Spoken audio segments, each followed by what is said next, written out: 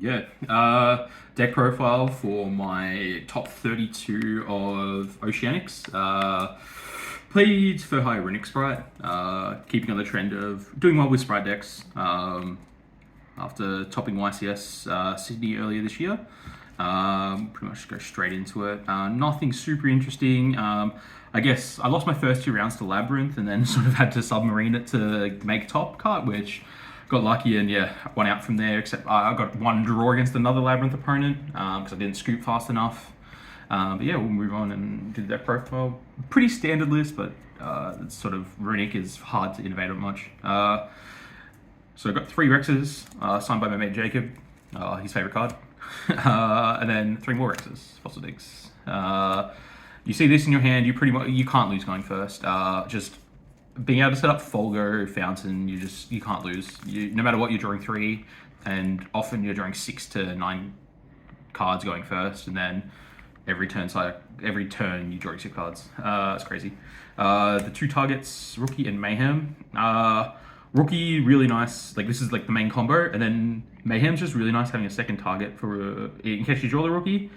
But also, its effect to the Reborn lets you play around cards, like getting Bestialed, like plays around like Bell and stuff. Because sometimes like you'll go like Rex target one of your guys, they'll Bell it, and then you just go Mayhem, summon the guy, and then you still can trigger.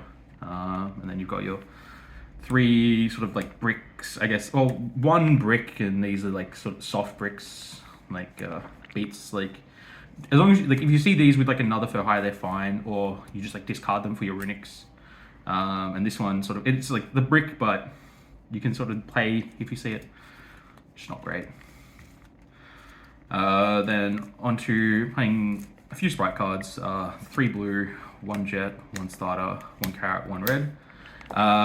So really nice. Just adds like more power to the deck.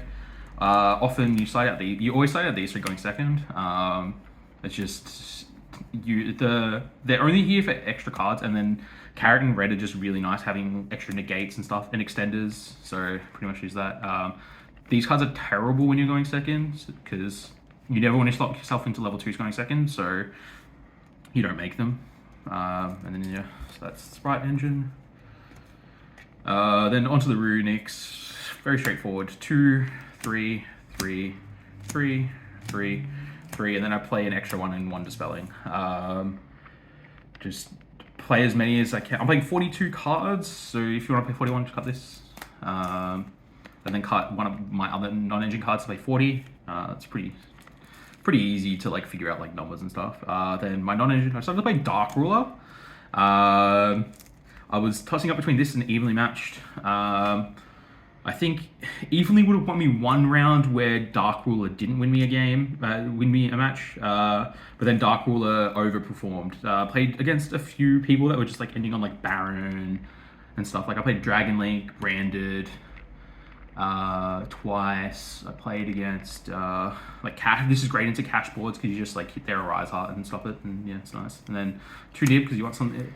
It's sort of with this deck you don't want to play too many non-engines that are only good going second. So Nib's sort of like the mid range where it's like okay going first, and it's also really good going second. And then 1 Pancratops, just another Arise Heart out. And it's just, it also triggers Folgo because it just destroys cards, so that's nice as well. Then onto the extra deck. 2, 1, 1 of the Runicks. Munin, like I guess you could honestly you could probably just play 3, 3, 1. But Munin's like life point gain and the targeting protections comes up, so it's nice to have the variety. Then for hires, 2 Doner Kebab and 2 Folgos. This card is broken. Like I don't understand how, like when Furhire first came out, you would think like this deck would never ever be good because it's just terribly designed cards and everything like that. But this card, along with Rex and Rookie, just make such a strong advantage engine. It's crazy. And then Folgo as well, just like popping cards. It's nice. Then onto other links, playing Sprint. This comes up a lot to like Foolish, like a Rex, or sometimes you can Foolish a Domper. To then like revive with like a Rex, or like to then Mayhem back if you draw Mayhem. So like a lot of the times I'll like, if I open Mayhem and I have a way to make Sprint, I'll make Sprint, send Rex, like Mayhem summon Rex, and then I play from there. So it really helps with those sort of awkward hands. Play IP. This is for if you need to go into your sprites to get to your Fur Hire, so you make this so you can make follow on your opponent's turn. Then Unicorn, because sometimes you just end on IP, and then Phoenix. It's just another way to trigger Folgo, and sometimes like destroying Birth is really important in this deck. So you need a way to do it in the extra deck pretty easily. Then playing 3 Xyz monsters, Gigantic, Mannequin Cat. This is mandatory. It's how you beat Cashier if they shifter you. You just summon the shifter to their field, makes it really hard for them to play. Then from there, you summon Blue Jet, Search Starter, and then you make this. So you have a monster negate, and then you can have either a spell or another monster negate with the starter. So at least like you don't insta lose. Then go for like follow up from there. Then side deck.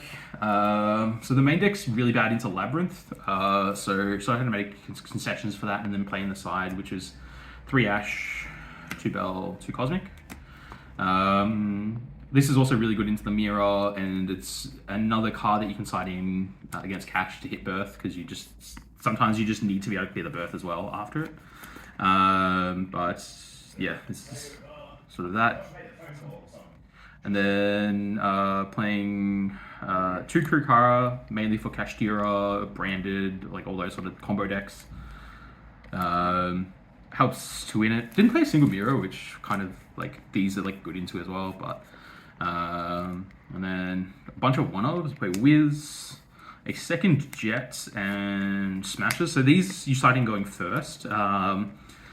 So it's nice having extra for high names. The second Jet and Smashes comes up when you're going first, especially into like the Mirror and against Labyrinth and stuff. I rarely started using because I didn't come up against the Mirror enough, but Wiz also being a spell trap negate. Yeah, Wiz is a spell trap negate, and also it's time win con, but because it gives you life points. But Newton's also a time win con, and then play an extra time win con in Red Resonator because you don't want to lose into time. You're playing Runick. You're going to go to time at least 1 or 2 rounds, which happened to me. I went to time twice. I drew one of those games and won the other one because of Resonator. I probably could have won with Wiz or Munin in that same game, but it's just it's nice to have variety so you don't lose to hand traps to lose in time. Then Chaos Hunter. This is for when you get shifted post game 1. You summon this off your Mannequin Cat. Then makes it really hard for Kashtira to play because they can't banish cards. And their really only easy out is if they go it's like Unicorn Crash into it, or if they have the field spell. And then at 1 Cold Bite, so this Droll Shifter. It's like another card you can put in going first, but it's also like mainly when you're playing against Shifter decks, you want more cards to beat it. But yeah, that's the deck profile. Really happy I topped another event. My top 32 match was just unfortunate. Just one of those games where you just don't see any non-end. Like game 1, just didn't see any way to break a Rise Heart. Game 2, I full combo. Then game 3, my opponent plays heavily into Nibiru / Dark Ruler. Don't see Nibiru or Dark Ruler. So yeah, it's one of those things. But fun tournament. Had lots of fun. Then had some fun. Played some side events. Won another match. Pulled a Starlight Visas, which is cool. Yeah, had lots of fun. Definitely recommend this. It's really fun. Drawing 6 cards is just like crazy. Like it's never not fun to do that. But yeah, thanks for watching.